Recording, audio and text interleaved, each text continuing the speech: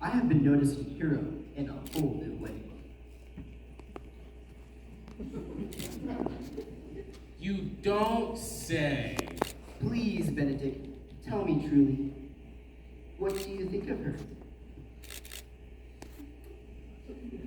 Well, it seems to me she is too short to be praised highly, too slight to be praised fully, and too small to be praised greatly.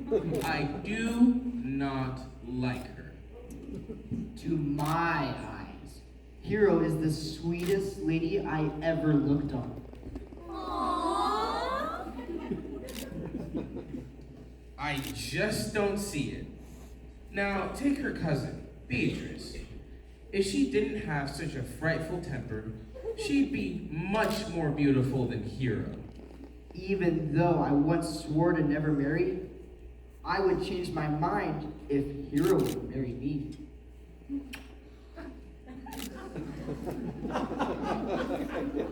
What's going on these days? Has it come to this? Is there not left in the world even one man who is smart enough to avoid taking a wife? Go to, Claudio. Put your neck into the yoke if you must, like an ox carrying his load, and throw away all your free time. I tell you in truth, I want to marry Hero. And I tell you in truth, that is a horrible idea. Benedict, you have always obstinately refused to believe in the power of beauty. Look, I was born into this world by a woman, and I thank her very much for all her labor. And she brought me up. I likewise give her most humble thanks. But all the other women will have to forgive me for not being willing to love them. I avoid them all. I trust none. I will live a bachelor. And with the money I save, I will dress better. You know, Benedict, you dress up your conversations with flimsy bits of wit that don't hold together too well. Before you make fun of anyone else, you should take a look in the mirror.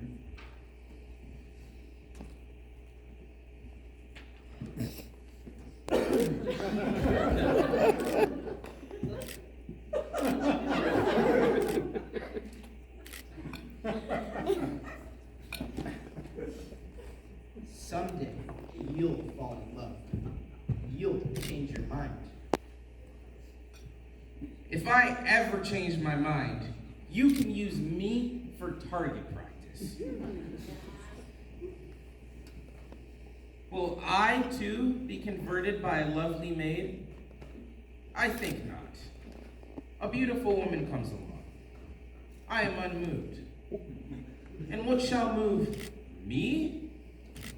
The woman I love must be beautiful, yes, but also rich. And smart, and virtuous, and mild-mannered, and noble, and well-spoken, and an excellent musician.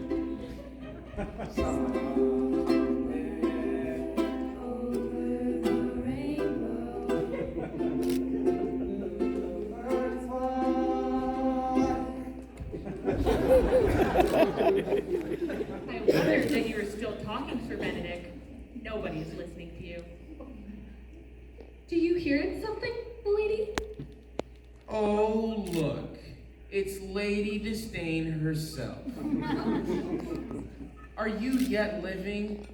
How could Lady Disdain die when there are ill-bred bachelors like you to keep her alive? Ill-bred I.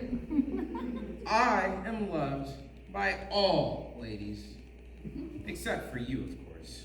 How goeth it, Betty? We'll be with you. I do wish I could find it in my heart to love some of these ladies back. But truly, I love none. A dear happiness to women. You would make a terrible suitor. Thankfully, I feel the same about romance. I would rather hear my dog bark at a crow than hear a man swear he loves me. Well put, my lady. I hope you don't change your mind. Otherwise, some poor suitor is gonna end up with his face all scratched up. If his face looked like yours, scratching it up couldn't make it any worse. Be it so. I wish my horse could run as fast as you talk. I was born to speak cleverly. I am sorry, your grace, if you can't keep up. That's it. I'm done. You always slip out of the argument like that. So, Benedict, having a nice little chat with Beatrice. There's a merry little war of wits between these two. Whenever they meet, there's a little battle. And I always win. She will never be captured by the Benedict charm.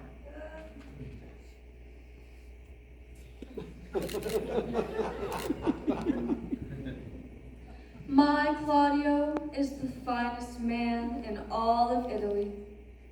And his friend Benedict is a spoiled brat. Cousin, you are too hard on Sir Benedict. Everyone else likes him. Oh, B-man, do you have time for a Shrewsbury cake? You'll never get a husband if your tongue is so shrewd and sharp. I am upon my knees every morning and evening, asking the Lord to send me no husband. Really, Beatrice? Whenever you meet a man, no matter how wise he may be, how noble or handsome, you rearrange all his good qualities so they end up looking bad. Hero is right. If a gentleman is stocky, you call him a pumpkin. If he's thin, you complain that he's a beanpole. If he's talkative, you call him a rooster. If he's silent, you call him a block of wood. Tis sooth.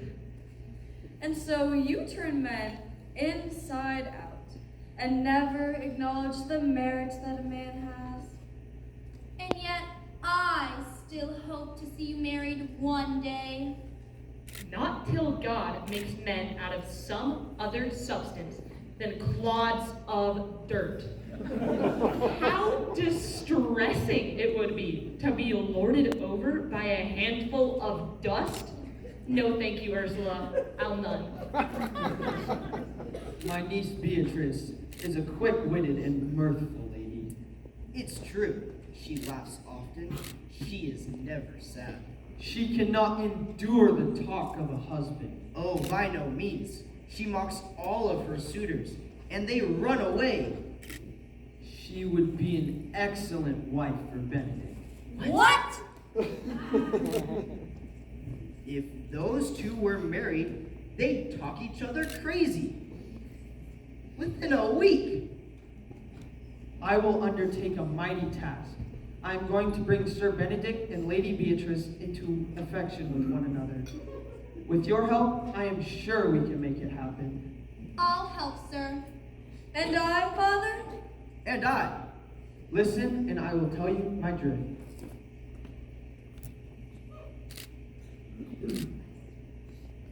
He's walking in the orchard. The orchard. This is our chance. Claudio, what were you saying about Benedict and Beatrice? Only that she loves him.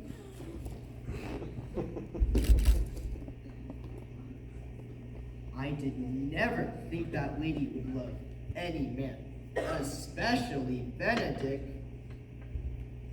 Is it possible? Has she told Benedict how she feels? No, Hero says Beatrice is up late every night, trying to write Benedict a love letter. She then tears it up into 1,000 pieces. Then down upon her knees she falls, weeps, sobs, and cries out, "Oh, sweet Benedict, God, give me patience." It would be good for Benedict to know about this. If she won't tell him, somebody else should. Oh, that wouldn't work. Don't you see? You know how Benedict is. He'd treat it like a joke. He would break her poor heart. Well, shame on him then. She's a sweet lady and virtuous. And she is exceedingly wise in all things. Except, of course, in her love for Benedict. Beatrice says she'll die if he doesn't love her, and that she'll die before she tells him, and she'll die if he woos her, and she'll die if she's made to hold back even one of her accustomed insults. There are worse husbands than Benedict. He's a good-looking man. He carries himself well. And he does indeed show some sparks of something that's like wit. Well, I wish he would modestly examine himself to see how much he is unworthy of so good a lady. Slay! I don't think they're joking about this. They seem to pity the lady. She loves me? Well then, that love must be returned. And they say I'll make a joke of it. I'll show them. I'm going to be wildly in love with her. The men will tease me because I have railed so long against marriage. But can't a man's opinion change? After all, the world must be populated.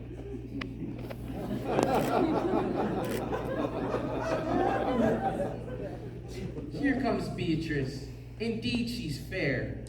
Against my will, I am sent to bid you to come in to dinner. Dinner!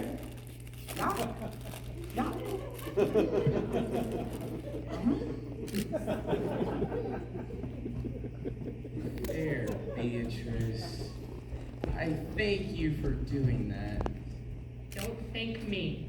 It wasn't my idea to come out here. Looks like you're not hungry, sir. Goodbye then. Aha. The way she said those words, against my will, I am sent to bid you to come in to dinner. There's a double meaning behind that. I definitely see some signs of love in her. I must take pity on her. I must love her. If I don't, I'm a villain. She's out walking in the garden. She's hiding right behind us. There, in the trees. Quick, say something. No, truly, Ursula. She is too disdainful. I know her spirit. But are you sure that Benedict loves Beatrice so entirely? Oh, yes, Ursula. He loves her desperately. Claudia wants me to tell her, but I said no. She must never know that Benedict loves her. I suppose it is better to waste away than to face her scorn. The heart of Beatrice is made of such proud stuff. Disdain and scorn ride sparkling in her eyes, despising everything that they look on. She values her own wit so highly that she can't imagine what it would be like to be in love with someone else. Oh, she'd make fun of him, all right. It would break his poor heart. I shall go to Benedict.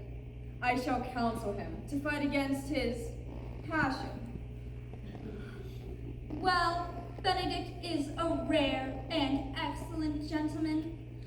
I am sorry for him. What fire is in my ears? Can this be true? Am I really as proud and scornful as they say? Then goodbye, contempt. Maiden pride, farewell. People say he deserves my love. And I believe it. Benedict, love on. I shall be kind to you from now on. I shall return your love. Most assuredly, I shall. Good morning, Sir Benedict. Claudia, have you noticed that Benedict has been acting peculiarly, more serious? I think he's in love. Benedict in love? Nay. If he's acting serious, he must be in need of money. If he is not in love, then why has he been seen at the barber's? And he's put on cologne. Smell that?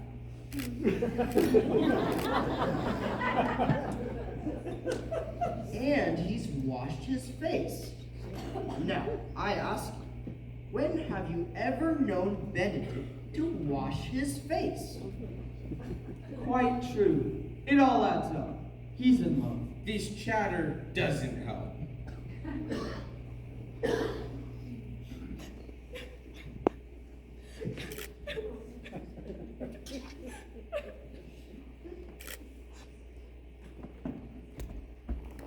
Lady Beatrice, have you been weeping? Yea, and I will weep a while longer. Why do you weep?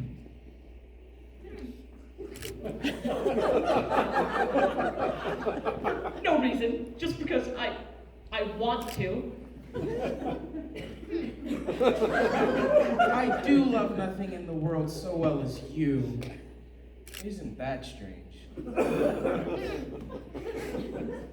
As strange as what I'm about to say, I do love nothing in the world so well as you. But don't believe me. But I'm not lying. I deny nothing. I confess nothing. Oh, God, help me. By my sword, Beatrice, I love you, and you love me. Oh, please don't say that. I know you. You'll just take it back. You aren't turning it into a joke? You aren't mocking me? Not on my life. I tell you, I love you.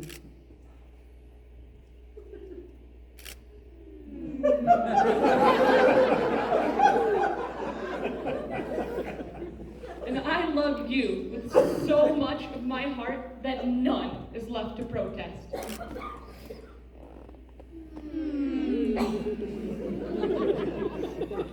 Come, ask me to do anything for you.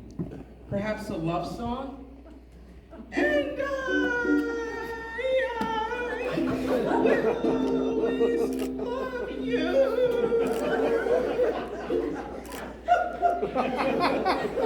I'm a really pitiful singer. I'm no good at wooing a lady. Sweet Beatrice, please, tell me, which of my bad qualities did you fall in love with first? With all of them, all at once. They work together to create such an entirely bad person that no good ever manages to enter the mix. Please, will you tell me which of my good qualities first made you suffer with love for me? Suffer! That's a good way to put it. I do suffer love indeed, because I love you against my will. Against your will? Well, I would never want to go against the will of someone I love. So, let me say right now, for your own sake, that I do not love you. Although, I do. You and I are too witty to woo each other peaceably. Sir Leonardo? Yes. What is it? Sir, I believe your niece regards me with an eye of favor. Indeed, the eye of favor that hero in Ursula helped her to obtain. And I do also regard her with the eyes of love. Quite so, the eyes of love that were given to you by Claudio and me. Well, what can I do for you? Give us your blessing, and send for Friar Francis to marry us. You have my blessing, and I've already sent for Friar Francis. Leonardo, sir, I was puzzled just now. You said that our eyes of love were given to us by others? Beatrice, do you not love me? No. No more than is reasonable. Well then, your uncle and Claudio deceived me. They insisted you did. Do you love me? Truly? No. No more than is reasonable. Well then, my cousin and Ursula are much deceived, for they were quite sure you did.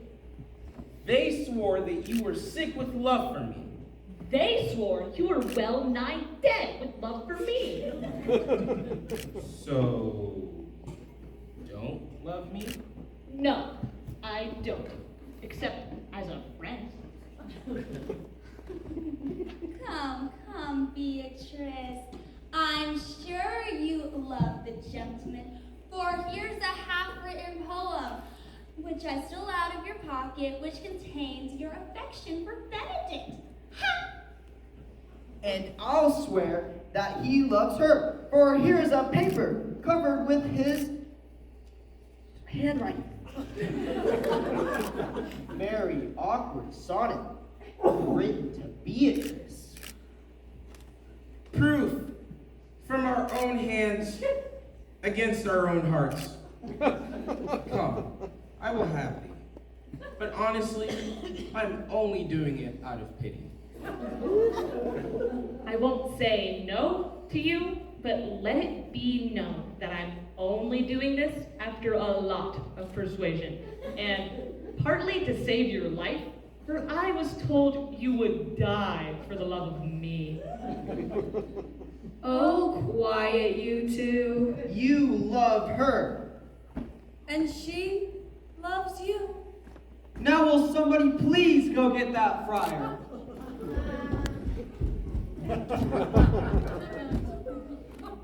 Marriage!